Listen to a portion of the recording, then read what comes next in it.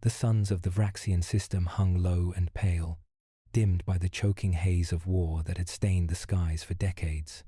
Their light was weak, struggling to pierce the ash that swirled across the fortress world's horizon. From orbit, Vraks resembled not a living planet, but a tomb, a mass grave sealed in stone and iron. The banners that once flew from its towers were faded scraps now, their once bright imperial eagles rendered into black, frayed silhouettes against the smog. This was not the end of a battle. This was the end of an age. The fortress world of Vraks was older than the memories of most who now fought upon it, and older still than the loyalties they clung to.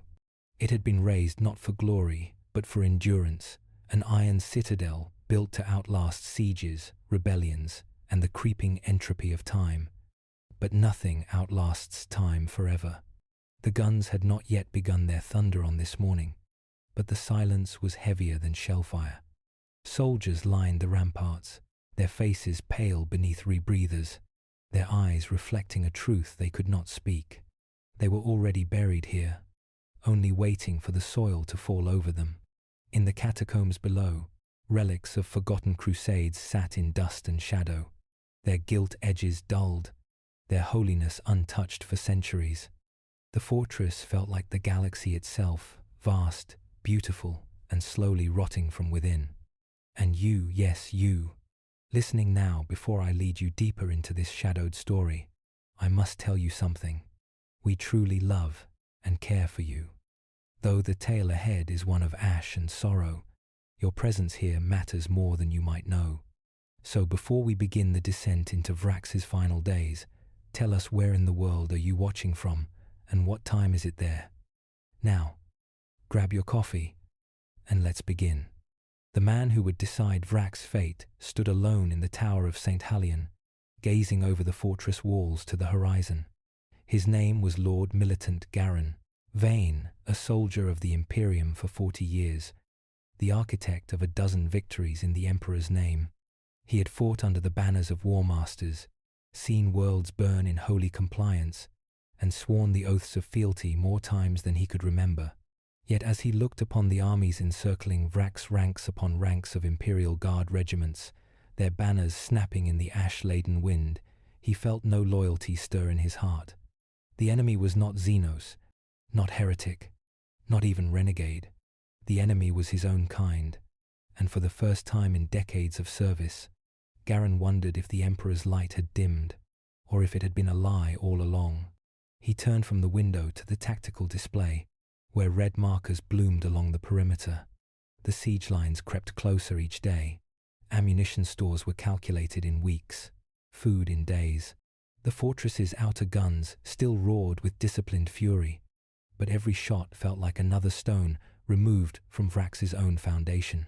Messages from the besiegers had been sent, demands for surrender, offers of clemency. Garin had ignored them all, not because he refused to surrender, but because he no longer knew what surrender meant. To bend the knee to the Imperium now might save lives in the short term, but would it not simply deliver those same lives into the hands of the High Lords who had decreed this siege? Men who saw soldiers as numbers and worlds as expendable. In the War Council chamber below, his officers argued in tight, clipped voices. Some were still fervent believers, convinced that the Emperor's justice would prevail. Others were cynics, already weighing which gates to open when the enemy broke through. Garin listened from the shadows for a time, hearing their words twist and knot around each other until loyalty and treachery sounded the same. When the meeting broke, he descended into the reliquary vaults. Here, beneath meters of stone and ceramite, lay the heart of Vraks, vaults of line, sacred relics, forbidden archives, and armories sealed for centuries. The air was cool and dry, the silence absolute. He passed beneath the gaze of statues carved in the likeness of saints and heroes, their marble eyes blind to the truth of the present. One reliquary was different from the rest, its lock sealed with sigils older than the fortress itself. Garin had never opened it. The records spoke of artifacts of strategic significance within, relics that could tip the balance of wars. As he stood before it, his hand resting on the lockplate, he felt the weight of every decision yet to come. Above, the fortress bells began to toll a slow, rolling note that meant only one thing: enemy movement. Garin turned from the vault and climbed the long ascent back to the surface. Through the smog, he could see the siege lines shifting, great engines of war rumbling forward. Vraks was not yet burning, but the fire was coming, and Garin Varney, loyal servant of the Imperium, could not yet say which side he would stand on when the flames arrived. The bells still echoed through the fortress when Lord Militant Garin Van entered the command hall. The great room smelled of oil, parchment, and sweat, the sense of long planning and longer waiting. Maps were pinned to the walls, each one marked with the slow creep of enemy advances, as if the siege were a living organism coiling tighter around its prey. His senior officers were already assembled. Colonel Drain, lean and sharp-featured, his uniform pressed as if presentation alone could hold the walls. A man who clung to regulations like a drowning man to driftwood. Major Luthen, younger, ambitious, his eyes bright with the conviction of the devout.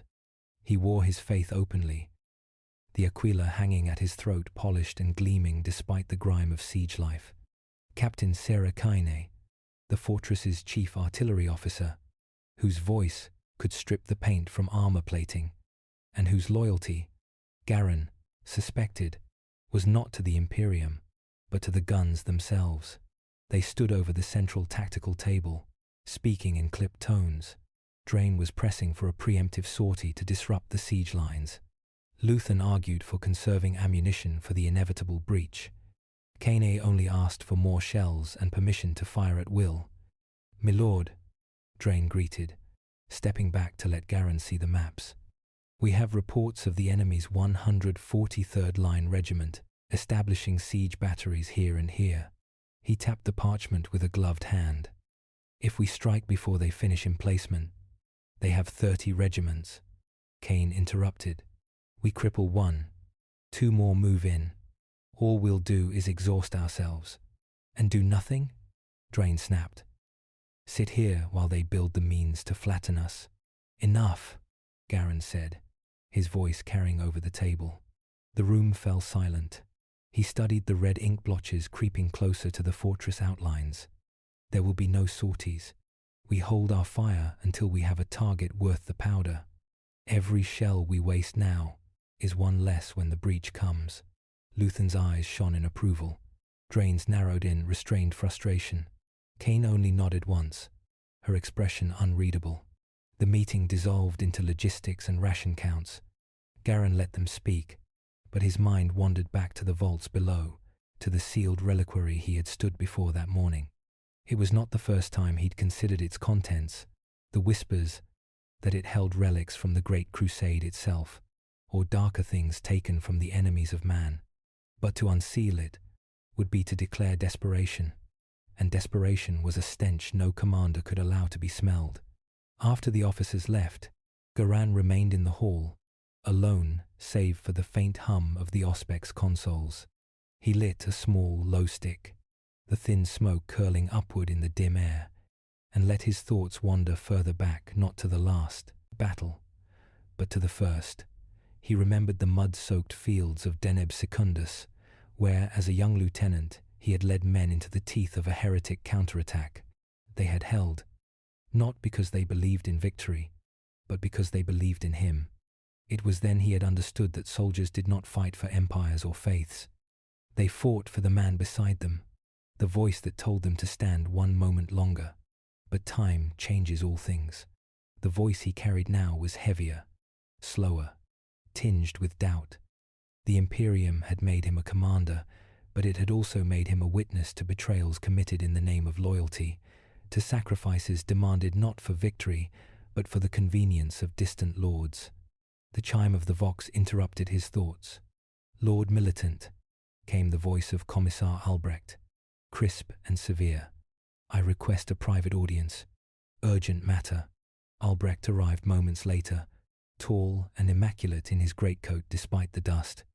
His face was all sharp lines and hard eyes, the face of a man who had never doubted the righteousness of his cause. "We have a problem," he began without preamble. "There are rumors among the men. They say you are hesitant, that you doubt the Emperor's will in this matter." "Rumors are the coin of sieges," Garin replied, leaning back in his chair. "Men talk when there is little else to do." "They talk," Albrecht said coldly, "because they see you watching the enemy banners without spitting in their direction. They see you reading their demands for surrender instead of burning them." Garin met his gaze evenly. "Would you have me blind myself to the facts of the war? A commander must know his enemy's mind. A commander must not entertain treachery, even in thought." The silence between them stretched. In that stillness, Garin understood that Albrecht was not merely warning him, he was measuring him, and once the Commissar's judgment was reached, there would be no appeal. When Albrecht left, Garin walked once more to the tower window. The siege lines in the distance were lit by the dim flare of work lamps and welding torches, preparing for war as methodically as a priest preparing a sermon. The sight should have stirred his resolve. Instead, it left him with an unfamiliar chill. In the courtyard below, the soldiers drilled in the half-light, their boots stamping the stone in unison. They were loyal, disciplined, unbroken. But for how long? And when that break came, as it always did, would he be there to hold them together? Or would he be the hand that let them fall? The bells began again, distant and slow. The fortress still stood, but the sound felt less like a call to arms, and more like a countdown. The descent began at midnight. Lord Militant Garin Vane walked alone down the spiral stairs that wound beneath the command tower, each step a hollow thud in the stone. The torches along the walls burned low, their light reduced to trembling points that did more to conjure shadows than banish them. It had been years since he'd last entered the lower vaults. In truth, most commanders never came here at all, delegating the task to quartermasters and archivists. But the siege had drawn out certain necessities, and necessity had its own gravity. At the first gate, 2 wardens in heavy carapace armor stood to attention. They bore no regimental insignia, only the blank white plate of the Ordo's seal. One spoke no word, only unlocked the gate with a key of blackened iron. Past them, the air cooled sharply. The dust smelled faintly metallic, like old blood dried to rust.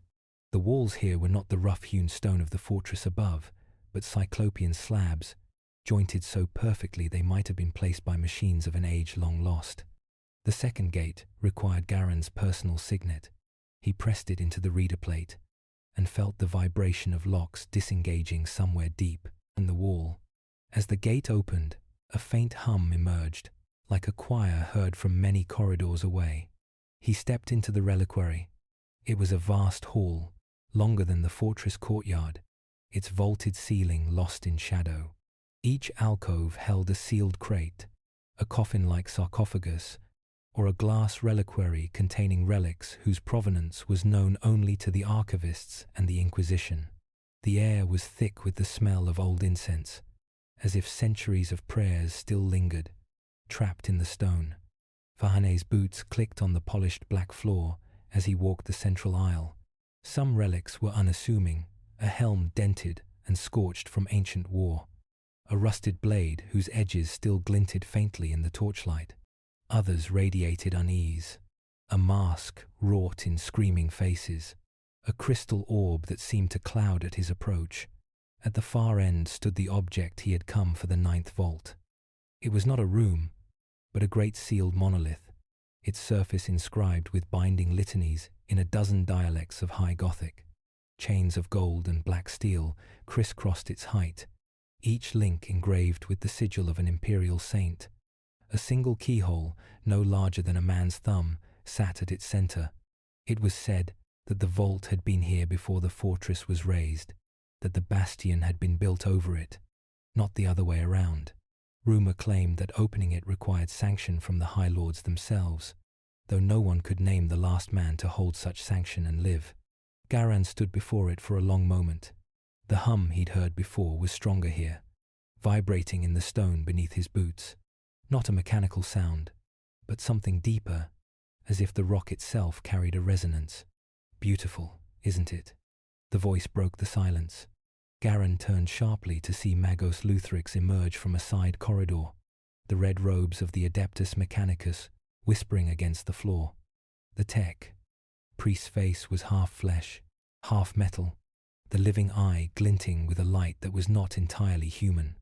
"You should not be here without escort," Garen said. "I am the escort," Luthrix replied, his mechadendrites curling lazily behind him. "And I know why you have come. Do you? The enemy builds its strength, the men lose theirs. Ammunition runs low, morale runs lower. You seek an answer other than surrender." Vahan's gaze returned to the vault. "And you believe it lies here?" The Magos made a sound that might have been a chuckle, though it carried the distortion of Vox amplification. "I believe answers lie everywhere. This one is simply expensive. And the cost? That depends on who pays it." For a moment, neither spoke. The vault loomed between them like a slumbering giant.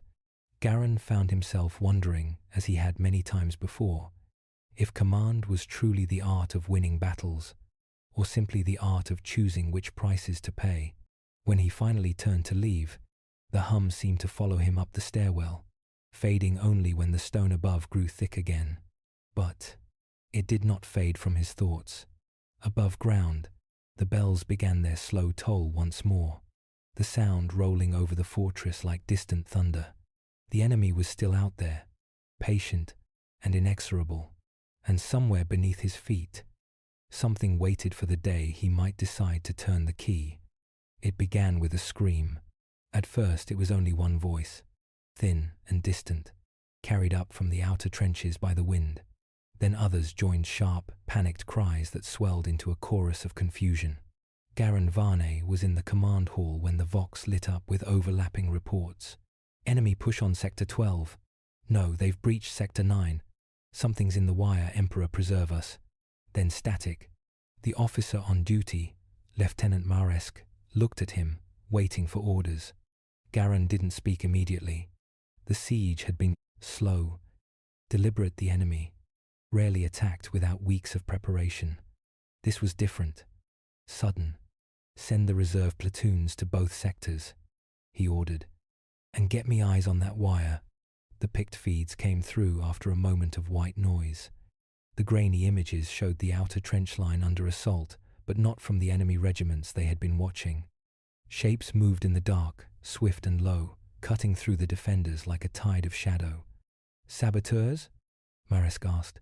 Garen leaned closer to the feed. The attackers were not dressed like soldiers. Their bodies were wrapped in mismatched rags and armor scraps. Some carried blades that glinted wetly in the light of burning promethium. Others moved with a jerking, inhuman gait, heads tilted unnaturally. Not saboteurs, cultists. The cult had been a whisper until now, rumored to infest the ruins between the siege lines. Now it was a blade, drawn and thrust at the fortress's weakest points. By the time the reserve platoons arrived, Sector 12 was gone.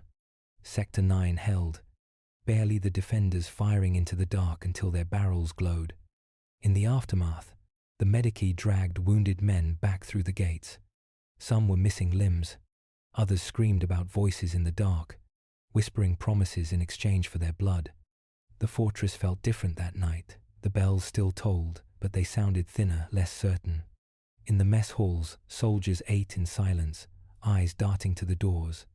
Conversations broke off when officers passed. At dawn, Commissar Albrecht convened an emergency meeting. His tone was colder than usual. "This attack was not a probing action," he said. "It was a message. The cult within the enemy's ranks grows bolder. If they can reach our lines at will, they can spread corruption within our walls." Drain demanded more patrols beyond the wire. Kane argued for increased bombardment of suspected cult nests. Luthen spoke of purity, checks and sermons to steal morale. Garen let them argue before cutting through the noise. "We can't spare the men for constant patrols. We can't waste shells on shadows. What we need is an advantage, something to shatter them before they shatter us. The room went quiet at that. Albrecht's gaze was sharp. And where, Lord Militant, do you propose to find such an advantage? He didn't answer immediately. Instead, he let the question hang, knowing the answer was already in their minds. That night, Garin walked the battlements alone. The enemy lines burned faintly in the distance, their campfires like a constellation inverted upon the ground. Somewhere beneath his boots, in the 9th vault, something waited. The memory of the hum in the stone returned to him, stronger now. He imagined the key turning, the chains falling away, the monolith parting to reveal whatever power had been hidden there for centuries. He told himself it was only imagination, but when the wind shifted, carrying the faint echo of screams from the trenches, he felt the truth press against him, like the weight of the entire fortress. The siege was changing. The walls might hold, but the men would not. And when they broke, the choice would no longer be his. Underscore, underscore, underscore, underscore, underscore, underscore, underscore, underscore, underscore, underscore, underscore, underscore, underscore, underscore, underscore. The great hall of Vraks had never known silence, but tonight it seemed swallowed by it. Lanterns flickered weakly along the vaulted ceiling, casting long shadows across the chipped stone and faded banners. The air was thick with the smell of stale ration gruel and sweat scents of hunger that had become constant companions in the siege. A dozen officers sat clustered around battered tables, eating in strained silence. Some chewed mechanically, others stared blankly ahead, eyes hollow and distant. The chatter that usually accompanied a meal had long since died away. Lord Militant Garin Varney entered quietly, his boots echoing softly on the floor. He looked over the group men and women who had once been proud, steadfast servants of the Imperium. Now they were gaunt, their faces drawn, their hands twitching with nervous energy. "The rations will hold another 3 days," reported Captain Sarah Kane without looking up. "If the supply runs break, we have enough reserves for 1 more. "And after that?" Garin asked, voice low. "Then we feed on what we have in the storerooms," Kaine replied, "which is less than I'd like to admit. The Medicae warn that the men will start breaking down before the food runs out." "Have the priests been called?"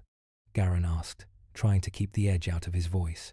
"Father Malvek says the Emperor's light will protect us," Kaine said, finally meeting his eyes. "But even he is beginning to doubt." The fortress chapel was a place of light and shadow, the flicker of candles casting wavering halos on the faces of robed clerics.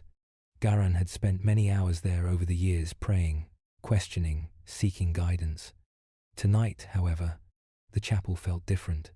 He found Father Malvek standing alone before the altar, his hands folded in silent prayer. The priest's eyes were red-rimmed, his face drawn with exhaustion. "Lord Militant," Malvek greeted, voice barely above a whisper, "the men look to you. If the commanders waver, so does the faith." "I have seen the rations," Garin said. "Faith alone does not fill bellies." Malvek sighed. "We have secured the holiest relics here in the vaults. They have not been touched for centuries." "Relics are symbols," Garin replied. "Symbols do not feed men, but they sustain the soul." The priest's gaze sharpened. "When the soul is broken, the body follows." Later, Garin moved through the lower corridors, passing shadows and whispers that seemed to cling to the stones. Soldiers huddled in small groups, sharing stolen scraps or memories of distant worlds, where food was plentiful and war a story told by others. Rumors circulated of black markets growing in the ruins, officers trading food for favors, soldiers offering loyalty for bread. A few nights ago, Garin had caught sight of a shadowy figure slipping from the armory with stolen ammunition. The lines between loyalty and survival were blurring, and the fortress itself seemed to pulse with a restless hunger. When he returned to his quarters, Garin found a sealed message waiting. The seal bore the mark of the Inquisition, cold, absolute, and unyielding. Breaking it, he read the terse words, "Containment falters. Suspected heretics within Vraks. Immediate purges authorized." He crushed the parchment in his fist, the weight of inevitability settling upon him. The siege was not just against the enemy outside, but against the rot festering within. The vaults called to him still, a distant promise of power or salvation or damnation, and somewhere deep inside, Garin wondered whether opening them would save Vraks or doom it forever. The drumbeat of war never ceased, but tonight it sounded different, louder, more frantic, as if the very heartbeat of Vraks itself was quickening toward an inevitable end. From the command tower, Garin Van watched the flickering lines of tracer fire stitch the night sky. The enemy had launched a sudden assault on the eastern bastion, their engines roaring through the smoke like a pack of hungry beasts. Inside the war room, his officers moved like shadows caught in the light, issuing orders, calculating losses, and counting dwindling resources. The tension was thick enough to choke on. "Sector 7 is collapsing," Captain Kane barked, her fingers dancing over the Auspex controls. "If we don't plug the breach soon, the entire eastern wing will fall." Drain's jaw tightened. "We've sent every available squad to reinforce the bastion. The men are exhausted. Morale is breaking." Garen's gaze flicked to Major Luthen, who stood silently near the tactical table, his face pale beneath his ceramite helm. The priest's faith was steady, but Garen sensed the same question burning behind those eyes. How long could hope last in a dying fortress? "Order the artillery to concentrate on the breach," Garen commanded, voice steady despite the turmoil. "And send a squad of veterans to reinforce the eastern wall. No retreat." The response was immediate, but Garen felt the weight of every life he ordered into the maw. Later, in the quiet aftermath of the failed assault, Garen convened a council in the tower's inner sanctum. The room was thick with smoke from their low sticks and the bitter tang of desperation. Albrecht's gaze was colder than ever. "The men's loyalty is fraying. Rumors of dissent grow daily. You speak of traitors as if they are already crowned," Garen said. "We all carry the burden of command. None of us are without fault." "Fault or not," Albrecht replied, "we must root out those who would see Vraks fall from within. We cannot fight an enemy we cannot see."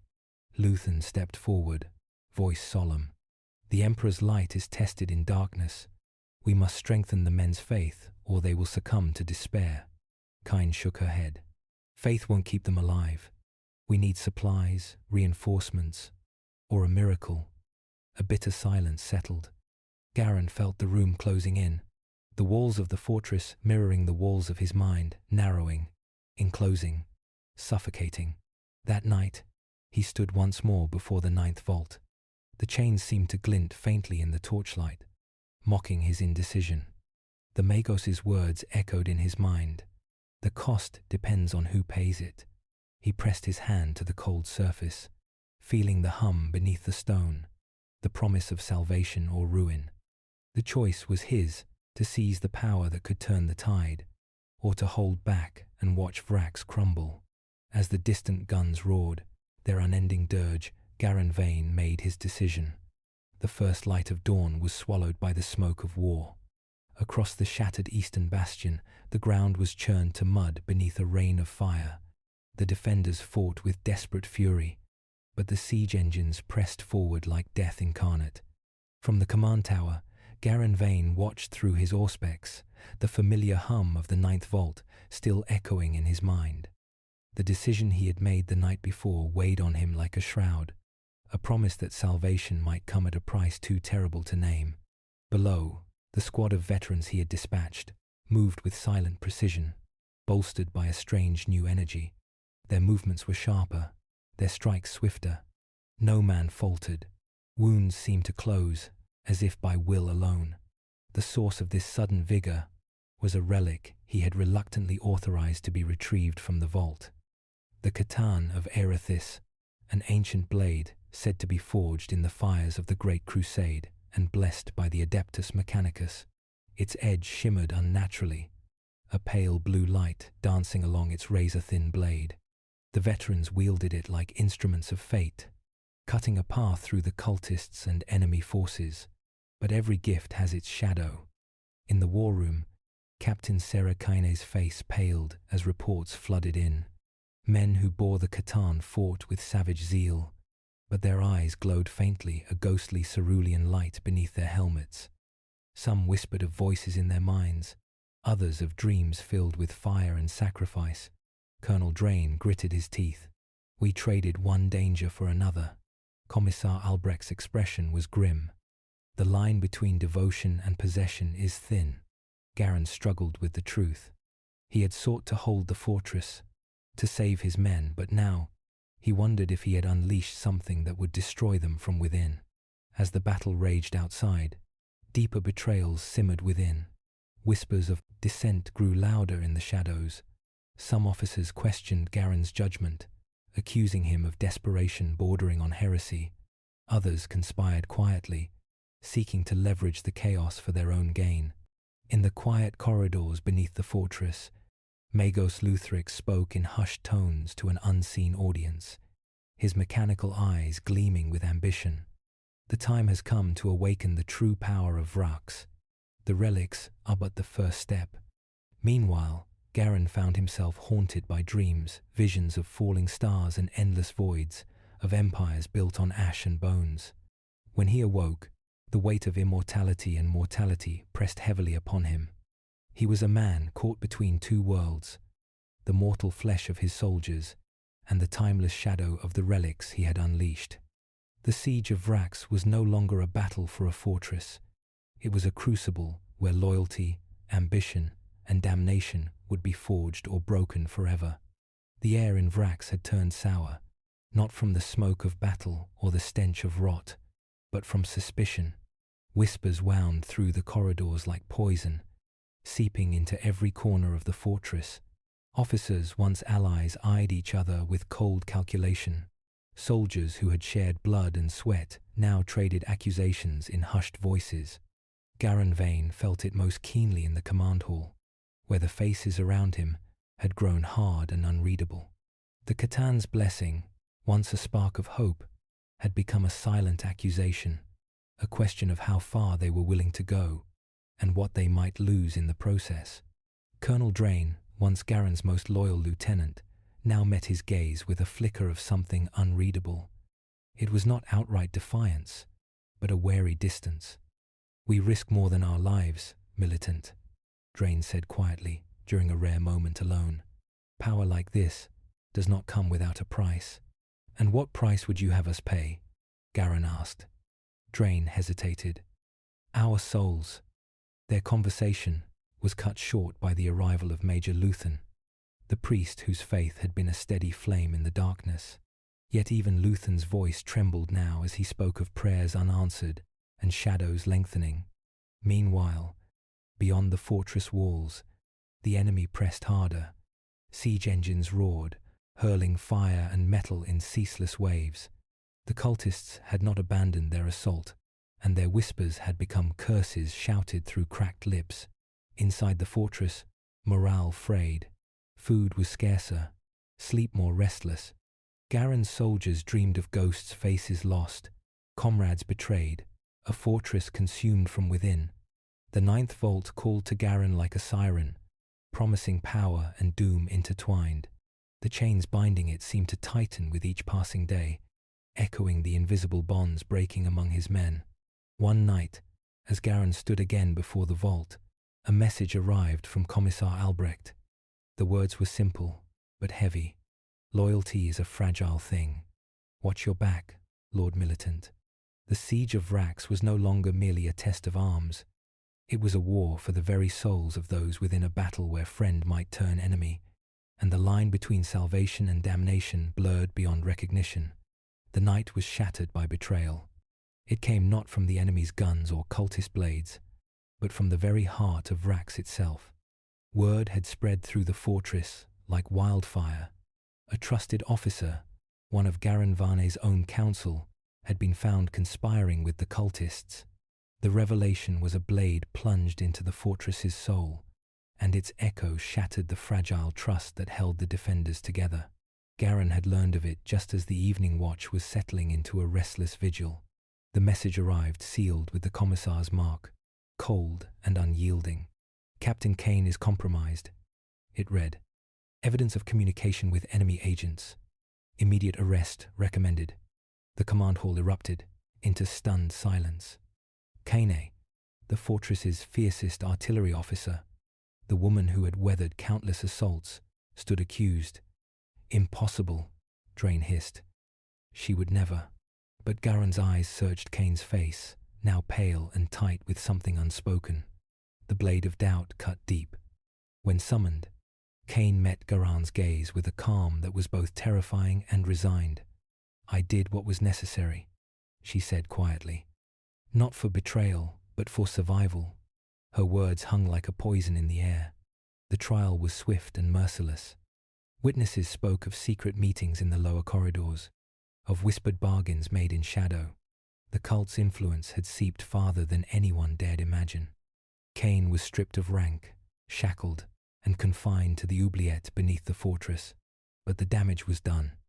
The fortress's walls no longer merely kept the enemy out. They enclosed a web of suspicion and fear. Garen found himself walking the ramparts alone, the cold wind biting at his cloak. Below, the soldiers watched each other with narrowed eyes. Trust was a currency more precious than promethium or ammunition, and it was spent faster than either. The siege tightened its grip. The enemy's guns roared louder. The cultists' curses grew more desperate. And inside Vraks, the war for the soul of the fortress had begun in earnest. Betrayal was no longer just an idea. It was a living, breathing force, shaping every decision, every glance, every whispered conversation. The 9th vault remained locked, its chains gleaming faintly in the torchlight. Garen's hand itched toward the key, but the cost of opening it had never seemed higher. The war was no longer just for survival. It was for salvation. The walls of Vraks seemed to close in with every passing day. The weight of suspicion pressed upon the defenders, turning comrades into wary strangers. Garen Van moved through the fortress like a ghost, his once steady command shadowed by doubt and dread. Captain Sarah Kaine's fall had shaken the foundation of loyalty. Some whispered she had been a martyr, forced into impossible choices. Others feared she was but the first among many. The cultists, emboldened by their success within the fortress, pressed their advantage ruthlessly. Their raids grew more brazen, their curses darker, and their hold on the minds of the weak stronger. In the command hall, Garen gathered his council once more. The air was thick with tension and stale smoke. "Reports indicate the enemy is preparing for a major assault," Garen said, voice low but resolute. "They seek to break our lines before the winter snows. Morale is fractured," Major Luthen added. "The men grow weary, and the cult's whispers poison their dreams." Commissar Albrecht's gaze cut through the gloom. "Discipline must be absolute. Any sign of weakness will be crushed." Garen nodded, but inside, he felt the cracks widening. The fortress was no longer just a battleground of steel and fire. It was a crucible of spirit and resolve. Late that night, Garen stood before the 9th vault again, its chains cold beneath his fingers. The power within promised salvation, but the price haunted him. The sacrifices, the shadows, the creeping loss of self. He thought of Kaine, of Drain, of the men who had already fallen not to enemy fire, but to fear and despair. The choice loomed, to embrace the forbidden power and risk damnation, or to hold fast to fading hope and face annihilation. As the distant drums of war beat louder, Garen made his way back to the command tower, knowing that the siege of Vraks was entering its darkest hour. Underscore underscore underscore underscore underscore underscore underscore underscore underscore underscore underscore underscore underscore underscore underscore. The dawn broke cold and grey over Vraks, the skies heavy with ash and smoke. Reports filtered in that the cultists had shifted tactics, no longer content with shadowed raids and whispered corruptions. They had begun to strike with surgical precision, targeting supply lines, communication nodes, and key defensive positions. The fortress shuddered beneath the weight of their onslaught. In the war room, Garen Vane stood over the tactical table, his eyes sharp despite the exhaustion that clawed at him. The faces of his officers mirrored his grim resolve. The cult's influence is spreading faster than we anticipated. Captain Serakaine's replacement, Lieutenant Morris, reported. They are using forbidden technology relics corrupted by the warp. Our men fall to madness or disappear in the night. Commissar Albrecht grunted. The Emperor's light alone will not cleanse this plague. Major Luthen, the priest, lowered his gaze. Faith without action is hollow. We must strike at the cult's heart wherever that may be. Garen's thoughts turned once more to the ninth vault, the monolith that sat silent beneath the fortress. The power within was a double-edged sword, salvation for some, damnation for others. We prepare a counterstrike, Garen said at last. A sweep of the lower tunnels to root out the cultists and their relics. We cannot allow their poison to spread. The operation was brutal and unforgiving. Soldiers fought not only the enemy, but the darkness within themselves. Hallucinations, whispered doubts, and the creeping despair that eroded their will. In the depths of the tunnels, Garen confronted the face of the enemy's corruption. A shrine twisted by warp energies, pulsing with sickly light. The air was thick with the scent of decay and madness. He knew then that Vraks was more than a fortress under siege. It was a battleground of souls, where every choice carved deeper scars into the hearts of those who fought. As the counterstrike pushed forward, Garen felt the inexorable pull of the vault's promise. Power was within reach, but the cost, he feared, might be his own humanity. The siege of Vraks was no longer a war of attrition. It was a descent into darkness from which there might be no return. The morning mist clung to the battlements like a shroud, blurring the outlines of friend and foe alike. The siege had dragged on for months, but beneath the endless rain and fire, a darker truth was about to surface, one that would shatter alliances and test the very soul of Vraks. Garen Vane stood in the council chamber, surrounded by grim faces etched with exhaustion. Reports from the lower tunnels had revealed something impossible. The cultists had uncovered ancient machinery buried beneath the fortress, relics not just of war, but of resurrection. Major Luthen's voice was barely steady as he relayed the findings. These devices, they are biotransference engines, capable of restoring life to the dead, but not in any way natural. The dead return changed, corrupted by the warp, and bound to dark wills. Commissar Albrecht slammed his fist on the table. This is blasphemy. Such abominations must be destroyed at once. Garen's eyes lingered on the map, where the cult's influence had spread like a stain. If they succeed, the siege will become endless. The dead will rise to fight for them, and no walls will hold. The fortress shuddered under another distant explosion. Time was running out. Later, Garen visited the ninth vault once more, the chains binding it glinting like cold fire. The weight of command pressed on him heavier than ever. He thought of the men he had lost, the sacrifices made, and the choices still to come. The vault's power whispered promises of salvation, but also of damnation, a double-edged fate that only he could wield or unleash. As the cultists prepared their final assault, Garen knew that the fate of Vraks, and perhaps the very soul of the Imperium, would be decided in the days to come. The siege was no longer just a battle of weapons and wills. It was a war for immortality, for control over life and death itself. And in that war, no one could claim victory without paying the ultimate price. The skies above Vraks burned a hellish red, as if the dying sun itself mourned the agony unfolding below. The cult's final assault crashed against the fortress walls, like a tidal wave of wrath and despair. Wreathed in dark energies and fueled by the corrupted relics, their forces surged with a ferocity born of fanaticism and unholy resurrection. Within the command hall, Garen Vane stood resolute, though his body was weary and his soul frayed. The weight of leadership bore down upon him like a crushing warp tempest. "Hold the lines," he commanded, voice ringing clear over the chaos. "The fate of Vraks depends on every breath, every bullet." But, as the battle raged, the true cost of their desperate gambit became clear. The men who had wielded the Khatan, fought with unnatural strength, yet their eyes glowed with an eerie blue light, as if the blade's power slowly consumed their very essence. Whispers of madness spread among the defenders. Friends turned on friends, visions of betrayal and despair flickering like shadows in their minds. In the heart of the fortress, Garin confronted the broken form of Major Luthen, the priest whose faith had once been unshakable. His eyes were glassy, his voice a raspy whisper. "The power, it's a curse, not a gift," Luthen gasped. "The vault's price is our souls." Garen's heart clenched with a bitter truth. To save Vraks, he had gambled not only with lives, but with the very humanity of his men. Amid the inferno of war, a figure emerged from the shadows.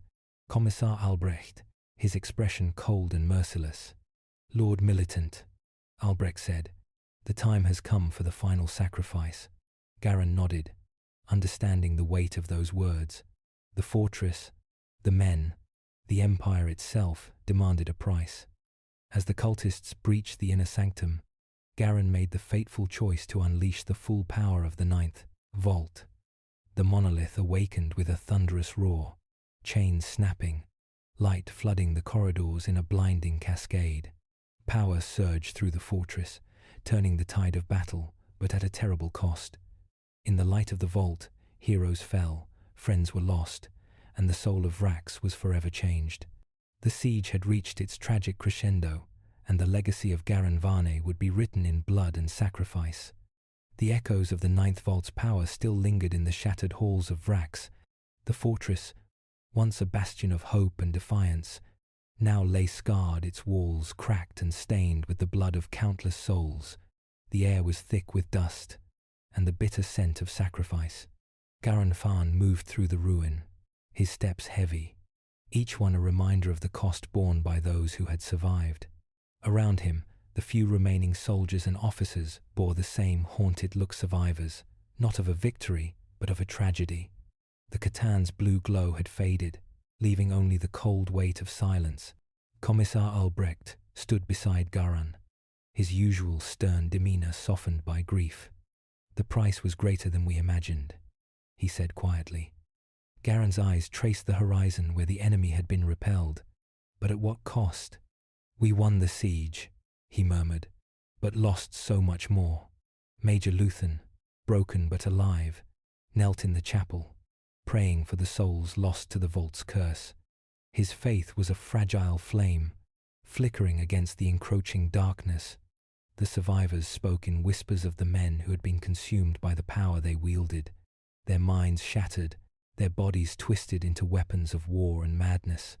And yet, in the heart of the fortress, the ninth vault remained a silent sentinel of the price paid for salvation. Garin's thoughts drifted to the future, to a galaxy still burning with conflict. What legacy would Vraks leave behind? Was the cost of immortality worth the ruin of so many? As the sun set over the broken world, Garan Varn stood alone at the battlements, the fading light casting long shadows across his weary face. The siege was over. The Empire endured, but the scars would remain forever. The cost of ambition, betrayal, and survival had been written in blood, and the true war was only just beginning. The dying sun bled crimson over the shattered horizon, its last rays slipping through the fractured walls of Vraks like mournful fingers. The fortress, once a beacon of imperial might, now stood as a monument to sacrifice and ruin. The echoes of battle had faded, replaced by a haunting silence that settled over the ruined bastion like a shroud. Garin Varn sat alone in the shattered command chamber, the weight of the ninth vault's power lingering in his bones. His armor, once gleaming with the light of the Emperor, was now dulled and scarred, a mirror of his own spirit. Around him lay the remnants of his empire, broken men, shattered hopes, and the ghost of loyalty betrayed. The faces of the fallen haunted his mind, friends who had fought and died, consumed by the very power they had sought to wield. The price of immortality had been steep. The power within the vault had turned saviors into shadows, warriors into specters, bound to a fate worse than death.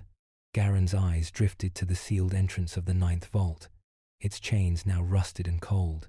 The power remained waiting, patient, eternal. He wondered if salvation was ever truly possible in a galaxy defined by war and betrayal. Outside, the last embers of the day faded into night, stars blinking cold and distant above the ruin. In that quiet moment, Garen understood the cruel truth of his journey, that empires rise and fall like the dying suns, that ambition is a blade that cuts both giver and taker, and that immortality is not a gift, but a curse woven from endless sacrifice. As the fortress settled into darkness, Garen Vane whispered a final prayer to the Emperor, not for victory, but for peace, a peace he feared might never come. The siege of Vraks was over, but the echoes of its fall would reverberate through the ages, a somber warning of the cost of power and the fragile nature of loyalty. And somewhere, deep within the vault, the silent power waited eternal, patient, watching the end.